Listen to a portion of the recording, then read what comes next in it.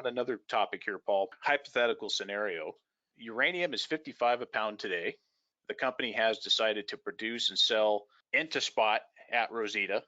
Maybe there's a long-term contract, but for this example, that doesn't matter. How long would it take for that first cake in a can? And then what approximate total cost per pound, if you can give us just a ballpark? I know that you can't give us an exact figure, but what do you think there would be a reasonable goal on cost, assuming that uranium was 55 as we're talking right now today? What's the time frame, and what do you guys think your cost would be?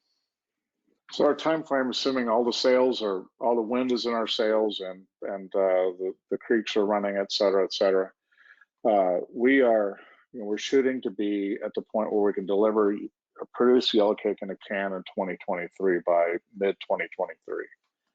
Now that's assuming everything goes in the right direction and everything happens as we expect it to. Obviously, a lot of things go their market has to be there, et cetera. But let's assume in the $55 per pound market, and assuming we move forward with these projects without having a PEA, I can't give you precise numbers, but I'm going off my experience. We believe our costs will be below $40 per pound all in, and that's depending on who's qualifying it, et cetera. But that would be everything except for, say, corporate costs and SG&A.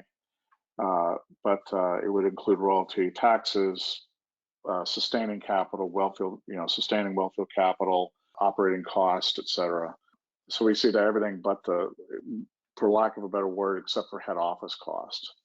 So that'd be somewhere just under $40 a pound. That's what my expectation is, based on what the geology and everything I'm seeing, and based on some of the data we've got on leachability testing. I think that might be probably a conservative number, but that's a number I'm willing to say, yeah, pretty close to that.